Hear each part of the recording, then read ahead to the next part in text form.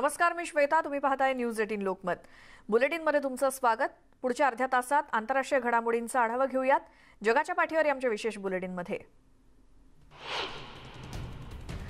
G7 राष्ट्रांच्या नेत्यांना जगभरात कोरोना लसीचं वितरण करण्याची आणि जागतिक अर्थव्यवस्था अधिक प्रामाणिक आणि चांगली बनवण्याची शपथ घेतली. त्याचवेळेस ब्रिटिश रॉयल एअरवेजच्या रेड एरोजनं अगदी एका रांगेत अवकाशात झेप घेतली आणि त्यानंतर लाल, पांढरा आणि निळा धूर आकाशात सोडण्यात आला. Britain, America, France, Germany, Italy, Canada आणि जपान या जगातील 7 श्रीमंत राष्ट्रांनी मिळून G7 हा गट बनतो. 3 दिवस ही परिषद ब्रिटनच्या कॉर्नवॉलमध्ये होती आणि रविवारी या परिषदेचा म्हणजे आज शेवटचा दिवस आहे. जगभरात कोविडचा अंत करायचा असेल तर श्रीमंत देशांनी फक्त लसींची मदत करून उपयोग नाही, तर त्याहीपेक्षा पुढे जाऊन मदत करणं गरजेचं आहे असं मत G7 परिषदेत व्यक्त करण्यात आलं. याबद्दलची सविस्तर धोरणं, योजना G7 राष्ट्र परिषदेच्या शेवटच्या दिवशी मांडली जातील. विकसनशील देशांना पैसे उत्पादन वाढवण्यासाठी तसंच वाहतुकीसाठी मदत वाढवणं गरजेचं आहे. सार्वजनिक आरोग्य तज्ज्ञ आणि मानवतावादी संघटनांचं तसं म्हणणं आहे. आपल्याला कुठलंही नियोजन नसलेल्या मोठमोठ्या योजना आणि पोकळ आश्वासनं नको आहेत असं युनिसेफच्या कोविड-19 लसीकरण विभागाच्या प्रमुख लिली कॅप्रानी यांनी म्हटलं. G7 राष्ट्रांच्या या बैठकीत यावर काहीतरी तोडगा निघेल अशी अपेक्षा आहे. ब्रिटनचे पंतप्रधान बोरिस जॉन्सन यांनी त्यांची पत्नी कॅरी यांनी G7 मध्ये नेत्यांचं स्वागत केलं. दक्षिण कोरिया, ऑस्ट्रेलिया आणि दक्षिण आफ्रिका तसंच संयुक्त राष्ट्रांच्या सरचिटणीसांचं स्वागत करण्यात आलं. कॉर्नवॉल जगातील दिग्गज नेते तिथे जमलेले आहेत आणि कॉर्नवॉलच्या प्रेस्टन बीचवर या नेत्यांचे फोटो काढले जात आहेत. Britain, America, France, Germany, Italy, Canada आणि जपान या राष्ट्रांचा हा G7 गट आहे आणि बोरिस जॉन्सन यांच्या ग्लोबल ब्रिटन या धोरणाचा भाग म्हणून सर्व नेत्यांना परिषदेत सहभागी होण्यासाठी आमंत्रण दिलं गेलं असं ब्रिटनचं म्हणणं आहे. पाहुणी राष्ट्र जगातील लोकशाही आणि तंत्रज्ञानानं समृद्ध असलेल्या राष्ट्रांमध्ये सहकार्य वाढवू शकतात असंही ब्रिटन सरकारच्या वतीनं सांगण्यात आलंय. भारताला देखील या परिषदेसाठी आमंत्रित करण्यात आलेलं होतं, पण भारतातील कोरोनाची गंभीर स्थिती पाहता भारताचे प्रतिनिधी या परिषदेत सहभागी होऊ शकले नाहीत. ब्रिटनमध्ये G7 परिषद होते. जगभरातील बड्या राष्ट्रांचे नेते या परिषदेमध्ये सहभागी झालेले आहेत. या नेत्यांचे पाहुण्या राष्ट्रांच्या नेत्यांसोबत समुद्र किनाऱ्यावरती फोटो देखील काढण्यात आले. जगभरात लसीच्या समान वाटपासाठी प्रयत्न करण्याची शपथ शुक्रवारी या राष्ट्रांच्या नेत्यांनी घेतली. कोरोना महामारीनं जगावरती कोणतेही व्रण राहू नयेत असं आवाहन ब्रिटनचे पंतप्रधान बोरिस जॉन्सन यांनी केलं. जागतिक अर्थव्यवस्थेला उभारी देण्याबाबत काय करता येईल याबाबत देखील या नेत्यांमध्ये चर्चा झाली. दक्षिण कोरिया, ऑस्ट्रेलिया आणि दक्षिण आफ्रिका आणि संयुक्त राष्ट्रांचे प्रमुख या परिषदेसाठी पाहुणे म्हणून आमंत्रित आहेत. G7 राष्ट्रांच्या परिषदेत चर्चा सुरू होण्याआधी दक्षिण आफ्रिकेचे अध्यक्ष सिरिल रामाफोसा यांची उर्वरित नेत्यांशी बोरिस जॉन्सन यांनी ओळख करून दिली की नाही असं अमेरिकेचे अध्यक्ष जो बायडन यांनी विचारलं आणि उपस्थितांमध्ये हर्षा पिकला. जॉन्सन या बैठकीच्या अध्यक्षस्थानी होते. या चर्चेत पाहुणी राष्ट्र म्हणून दक्षिण आफ्रिका, ऑस्ट्रेलिया आणि दक्षिण कोरियाचे प्रमुख सहभागी झाले होते. तेव्हा बायडन यांनी हा प्रश्न विचारला, त्यावर जॉन्सन यांनी अगदी तत्परतेनं मी दिली आहे, अर्थातच मी ओळख करून दिली असं म्हटलं आणि हर्षा पिकला. रविवारी या परिषदेचा शेवटचा दिवस. दक्षिण आफ्रिकेचे अध्यक्ष सिरिल रामाफोसा यावेळच्या G7 परिषदेत पाहुणे म्हणून सहभागी झालेत. त्यांनी युरोपियन युनियनच्या नेत्यांशी चर्चा केली. कोरोनाशी लढण्यासाठी जे देश धडपडतायत त्यांच्यापर्यंत लसीचे किमान 1 बिलियन डोसेस पोहोचवण्याची शपथ या नेत्यांनी घेतली. सध्या लसींची कमतरता हा सगळ्यात मोठा प्रश्न आहे आणि त्या पार्श्वभूमीवर हा निर्णय घेण्यात आला. कोवॅक्स या मोहिमेत अंतर्गत आतापर्यंत जगभरात फक्त 81 मिलियन डोसेसच वितरित करण्यात आले, तर आफ्रिकेसारख्या खंडातील काही देश मात्र लसीपासून वंचितच आहेत. दक्षिण आफ्रिका G7 राष्ट्रांचा भाग नाही, पण यावेळेस त्यांच्या राष्ट्रप्रमुखांना पाहुणे म्हणून आमंत्रित करण्यात आलं. इंग्लंडमध्ये राष्ट्रांची परिषद होते आणि वातावरण बदलाबद्दल हे नेते कोणतीही कृती करत नसल्याची टीका करत ओशन रिबेलियनच्या कार्यकर्त्यांनी फाल्माऊथमध्ये निदर्शनं केली. G7 राष्ट्रांच्या बैठकीत यावर काहीतरी ठोस भूमिका घेणं गरजेचं आहे अशी मागणी या कार्यकर्त्यांची होती. G7 मध्ये फक्त परिषदा आणि बैठकींवरतीच भरपूर पैसा खर्च केला जातो, पण पर्यावरण आणि विशेषतः महासागरांसाठी काही करत नसल्याचा आरोप त्यांनी केला. फाल्माऊथच्या बंदरामध्ये लावलेल्या फेरी क्रूज सिल्झा युरोपच्या कमानीवरती त्यांनी त्यांच्या निषेधाच्या घोषणा झळकावल्या होत्या आणि परिषद होते त्या परिसरामध्ये जवळपास 1000 पोलीस तैनात करण्यात आले. ही बोट त्यासाठी इस्टोनिया ते कॉर्नवॉल असा प्रवास करून आली आहे. इंग्लंडच्या फाल्माऊथमध्ये हजारो जणांनी मोर्चा काढला. वातावरण बदलाबद्दल काहीतरी ठोस कृती करण्याची मागणी करत या आंदोलकांनी मोर्चा काढला. वातावरण बदल हा या परिषदेचा आणखी मुख्य एक अजेंडा आहे. मात्र वातावरण बदलावरती हे नेते फक्त पोकळ आश्वासन देत असल्याचा आरोप कार्यकर्त्यांनी केला. वातावरण बदलाच्या दृष्टीने आवश्यक ते करत असल्याचं चित्र हे नेते रंगवत आहेत. मात्र प्रत्यक्षात तशी परिस्थिती नाही हे आम्हाला माहिती, अशी टीका निदर्शनकर्त्यांनी केली. G7 राष्ट्रांच्या परिषदेचा रविवारचा शेवटचा दिवस आहे. फाल्माऊथच्या रस्त्यांवर G7 राष्ट्रांच्या नेत्यांचं लक्ष वेधण्यासाठी वातावरण बदलासाठी काम करणाऱ्या कार्यकर्त्यांनी निदर्शनं केली. जागे व्हा आणि विज्ञान काय सांगते ते ऐका आणि वातावरण बदलावर काम करा असं आवाहन या कार्यकर्त्यांनी नेत्यांना केलं. G7 परिषद होत असलेल्या ठिकाणाहून जवळच केब्रिज बे पाशी निदर्शनं करण्यात आली. पॅलेस्टिनी आणि काश्मीरींबद्दल जागतिक असमानता ठळकपणे दाखवण्यासाठी ही निदर्शनं झाली. या निदर्शनकर्त्यांनी हातात विविध फलक आणि बॅनर्स घेतले होते. आजचा दिवस आंतरराष्ट्रीय एकतेसाठी आहे असं निदर्शनकर्त्यांचं म्हणणं होतं.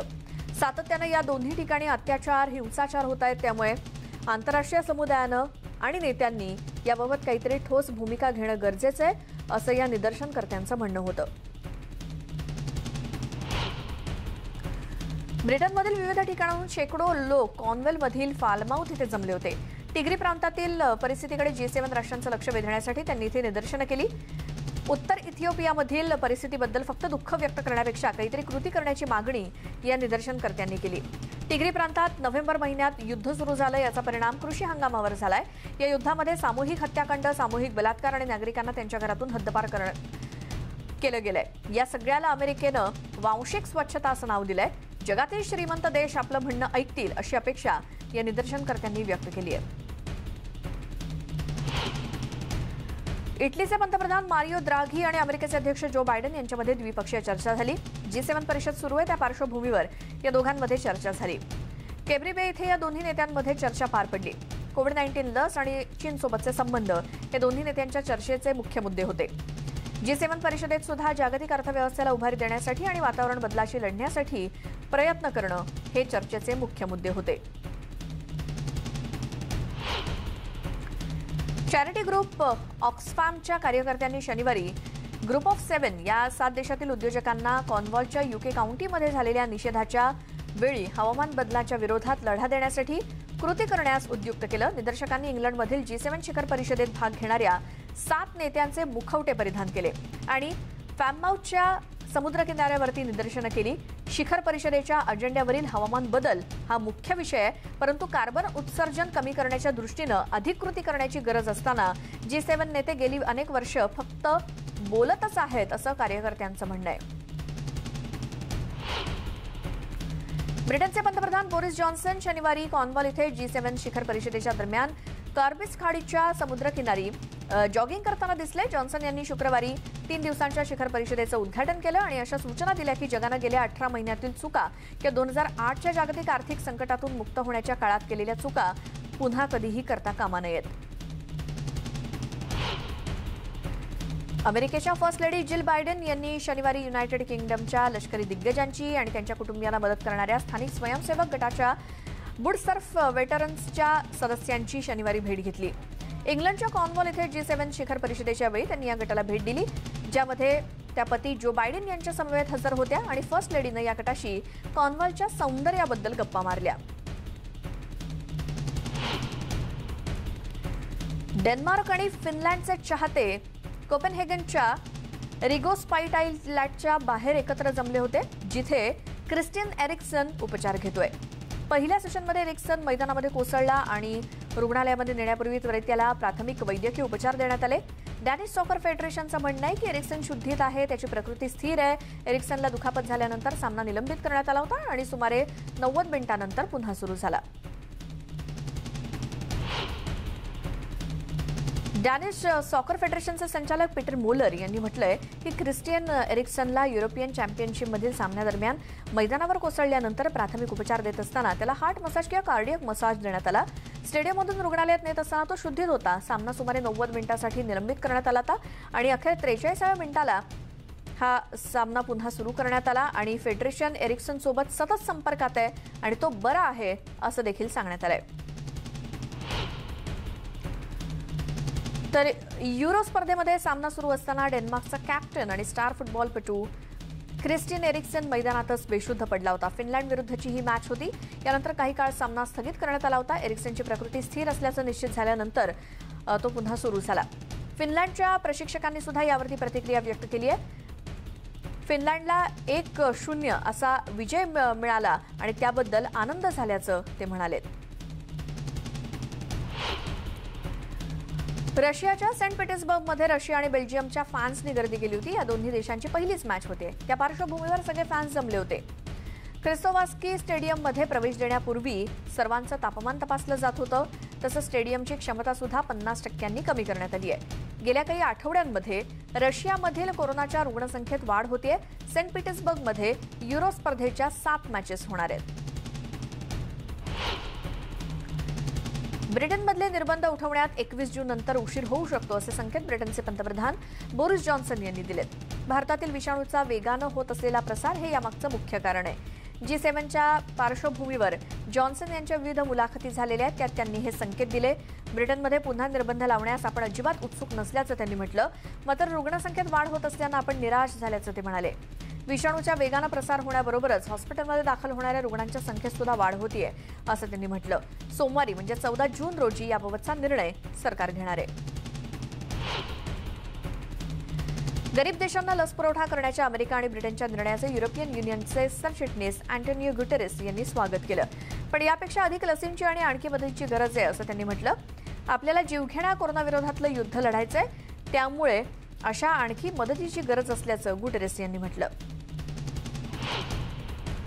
गेल्या आठवड्यात वाढलेल्या कोरोना संक्रमणामुळे मॉस्कोतल्या काही कार्यालयांना शनिवारी महापौर सेर्गी यांनी सुट्टी जाहीर केली. तर काही उद्योगांवर निर्बंध घालण्यात आले.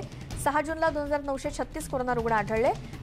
ते दुपटीनं वाढून 6701 वरती पोहोचल्यानं हा निर्णय घेण्यात आला. शॉपिंग मॉलमधले फूड कोर्ट, लहान मुलांसाठीचा प्ले एरिया रविवारपासून आठवड्याभरासाठी बंद आहे. कोरोनामुळे भीषण आर्थिक संकट उभं राहिलंय. याचा फटका लहान मुलांच्या शिक्षणावर होतोय. ज्या हातांनी शिक्षण घ्यायचं त्यांना काम शोधावं लागतंय. व्हेनेझुएलामध्ये शाळा बंद आहेत आणि नोकरी धंदा सुद्धा बंद असल्यामुळे घरातल्या वडीलधाऱ्यांना मदत करण्यासाठी मुलांना देखील कामाच्या शोधात जावं लागतंय. अनेक घरांमध्ये पालक कामाच्या शोधात आहेत. काही वृद्धांसोबत लहान मुलं असं चित्र सध्या दिसतंय. बालमजुरीचं मोठं संकट त्यामुळे उभं ठाकलंय. राणी एलिझाबेथ द्वितीय यांनी विंडसर कॅसलमधल्या लष्करी कवायतीला उपस्थिती लावली. ड्यूक ऑफ केंट सुद्धा यावेळी उपस्थित होते. एलिझाबेथ द्वितीय यांच्या वाढदिवसाच्या निमित्तानं या परेडचं आयोजन करण्यात आलं होतं, पण कोरोना संसर्गामुळे या कार्यक्रमाचं स्वरूप बदलण्यात आलं. यावेळी ब्रिटनच्या राष्ट्रीय आरोग्य सेवेत योगदान दिलेल्या सैनिकांचा परेडमध्ये सहभाग होता. रॉयल एअरफोर्स रेड ॲरोजच्या प्रात्यक्षिकांनी या परेडची आणि राणीच्या औपचारिक वाढदिवसाची सांगता झाली. तुर्कस्तानच्या उच्चस्तरीय शिष्टमंडळानं त्रिपोलीला भेट दिली. तुर्कस्तानचे परराष्ट्र मंत्री मेव्लूट कॅवुसोग्लू यांनी या शिष्टमंडळाचं नेतृत्व केलं. लिबियातील वरिष्ठ नेत्यांची हे शिष्टमंडळ भेट घेणार आहे. लिबियातील एकता आणि सार्वभौमत्वाला आपला पाठिंबा आहे असं या शिष्टमंडळानं सांगितलं. दोन्ही देशांमध्ये सहकार्य आणि द्विपक्षीय संबंध अधिक दृढ व्हावेत अशी अपेक्षा लिबियाच्या प्रेसिडेन्शियल काउन्सिलचे अध्यक्ष मोहम्मद युनुस मेन्फी यांनी व्यक्त केली. या महिन्याच्या शेवटी होणाऱ्या बर्लिनमधील परिषदेवर सुद्धा या नेत्यांमध्ये चर्चा झाली. शनिवारी पंतप्रधान बेंजामिन नेतान्याहू यांच्या निवासस्थानाबाहेर शेकडो इस्रायली जेरुसलेममध्ये जमले होते. नव्या सरकारच्या शपथविधी सोहळ्याच्या एक दिवस आधी पंतप्रधान बेंजामिन नेतान्याहू यांच्या निवासस्थानाबाहेर शेकडो इस्रायलींनी गर्दी केली होती.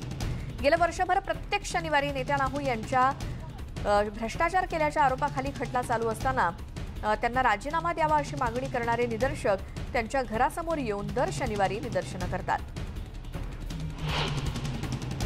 अल्जेरियामध्ये शनिवारी नवीन संसदेसाठी निवडणूक झाली. नवीन अल्जेरियाचा मार्ग खुला होण्यासाठी आणि भ्रष्टाचार कमी करण्यासाठी यावेळी स्वतंत्र उमेदवारांना पसंती दिल्याचं सांगितलं जातंय. मात्र मतदान निराशाजनक झालंय. अनेक मतदान केंद्रांवरील मतदान पेट्यांमध्ये अगदी कमी मतं पडली आहेत किंवा त्या मतपेट्या रिकाम्या सुद्धा राहिल्या आहेत. या मतदानांवर कार्यकर्ते आणि विरोधी पक्षांनी बहिष्कार टाकला होता आणि हिरक प्रोटेस्ट चळवळीत अंतर्गत सर्व मोर्चे आणि निदर्शनांवरती बंदी घालण्यात आली. फक्त 14.5% मतदान झाल्याची माहिती नुकत्याच प्रसिद्ध झालेल्या आकडेवारीमधून स्पष्ट करण्यात आली आहे. पेरूमधील राष्ट्राध्यक्षपदाच्या निवडणुकीतील दुसऱ्या फेरीत अनेक घोटाळे झाल्याचा आरोप उमेदवार केको फुजिमोरी यांनी केलाय. 99.89% मतांची मोजणी झाली आहे. डाव्या विचारसरणीचे उमेदवार पेद्रो कॅस्टेलो यांना 50.145% मतं मिळाली आहेत, तर फुजिमोरी यांना 49.890% इतकी मतं मिळाली आहेत. निकाल काही जरी असला तरी कॅस्ट्रो विजयी ठरले तर आम्ही ते स्वीकारू, पण आम्ही विजयी ठरलो तर त्यांनीही ते स्वीकारावं अशी आमची अपेक्षा आहे, असं फुजिमोरी म्हणाले. दुसरीकडे दोन्ही उमेदवारांच्या समर्थकांनी त्यांना पाठिंबा देण्यासाठी मोर्चाची तयारी सुरू केली आहे.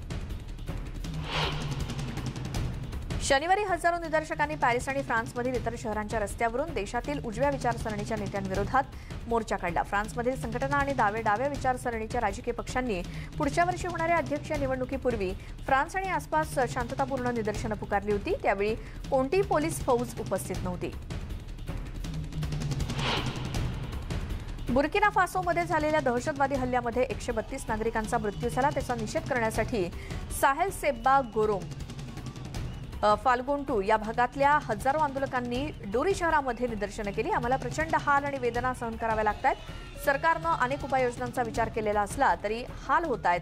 आमचे अनेक बांधव यात मारले जात आहेत अशी खंत त्यांनी व्यक्त केली. 4 तास हे आंदोलन सुरू होतं. फिलिपिन्सचे अध्यक्ष रॉड्रिगो ड्युटेर्टे यांनी कोरोना महामारीत दगावलेल्या फ्रंटलाईन वर्कर्सना श्रद्धांजली वाहिली. शनिवारी फिलिपाईन्सच्या स्वातंत्र्य दिनाच्या कार्यक्रमात त्यांनी आदरांजली वाहिली. फिलिपिन्स अमेरिकन युद्धामधील फिलिपिन्सचे नेते जनरल ग्रेगोरियो डेल पिलर यांच्या पुतळ्याला त्यांनी पुष्पहार अर्पण केला. फिलिपिन्स स्पेनच्या पारतंत्र्यातून 12 जून 1898 रोजी स्वतंत्र झाला होता. ट्युनिशियामध्ये सुरक्षा दल आणि शेकडो तरुण निदर्शकांमध्ये हिंसक संघर्ष झाला. ट्युनिशियाच्या पोलिसांच्या अत्याचाराच्या विरोधात ही निदर्शनं केली जात होती. निदर्शकांनी सुरक्षा रक्षकांवर काठ्या, खुर्च्या आणि पाण्याच्या बाटल्यांनी हल्ला केल्याचं व्हिडिओमध्ये स्पष्ट दिसतंय. तर पोलिसांनी निदर्शकांवर अश्रुधुराचा वापर केला. काही जणांना ताब्यात देखील घेण्यात आलं. सिदी हसेन सिजोमी परिसरामध्ये संशयित परिस्थितीत एका तरुणाचा मृत्यू झाल्यानंतर सलग 3 दिवस ही निदर्शनं सुरू आहेत. गुरुवारी एका लहान मुलाचे कपडे काढून त्याला पोलिसांनी क्रूरपणे मारलं होतं. त्याबद्दलचा व्हिडिओ सोशल मीडियात व्हायरल झाला होता. दक्षिण आफ्रिकेतील प्रिटोरिया वृत्तपत्रानं दिलेल्या माहितीनुसार जोहान्सबर्गजवळील टेम्बिसा टाउनशिपमधील गोसियम थमारा सिथोले या महिलेनं सोमवारी एकाच वेळी 10 मुलांना जन्म दिला. यात 7 मुलगी आणि 3 मुली असून जाहीरपणे त्यांचे फोटो अजूनही काही समोर आलेले नाहीत. मात्र हा रेकॉर्ड आहे का याची पडताळणी सध्या सुरू आहे. दक्षिण आफ्रिका सरकारनं अजून त्याची पुष्टी केलेली नाही. मलेशियातील भला मोठा पांडा लियांगचं तिसरा पिल्लू आता 12 दिवसांचं झालंय आणि त्याचं वजन जन्माच्या वेळेस होतं त्यापेक्षा दुप्पटच झालंय. त्याची तब्येत अगदी उत्तम असल्याचं देशाच्या राष्ट्रीय प्राणी संग्रहालयातील प्राण्यांच्या डॉक्टरांनी सांगितलं. क्वालालंपूर जवळच्या नेगारा झूमधील पांडा संवर्धन सेंटरमध्ये या पांड्यानं 31 मे रोजी पिलाला जन्म दिला. या पिलाचे दोन्ही पालक 2014 मध्ये मलेशियामध्ये आणण्यात आले होते. चीन आणि मलेशियातील मैत्रीच्या नात्याची खूण म्हणजे हा पांडा असं मानलं जातंय. चीनकडून कर्जावर हे पांडा आणण्यात आले होते. मुआन या पहिल्या जायंट पांडाला 2017 मध्ये परत चीनमध्ये पाठवण्यात आलं होतं. ब्रेकनंतर पुन्हा एकदा स्वागत. पाहूयात आंतरराष्ट्रीय घडामोडी. अमेरिकेतल्या जॉर्जियामध्ये एका घराबाहेर जमावानं केलेल्या गोळीबारात एका 20 वर्षांच्या तरुणाचा मृत्यू झालाय आणि 7 जण जखमी झालेत. त्यातील 2 जण गंभीर आहेत. यात एका 18 महिन्यांच्या बाळाचा देखील समावेश आहे. सॅवला परिसरात ही घटना शनिवारी रात्री घडली. गोळीबारात इथल्या 3 अपार्टमेंट्स आणि 6 वाहनांचं नुकसान झालंय.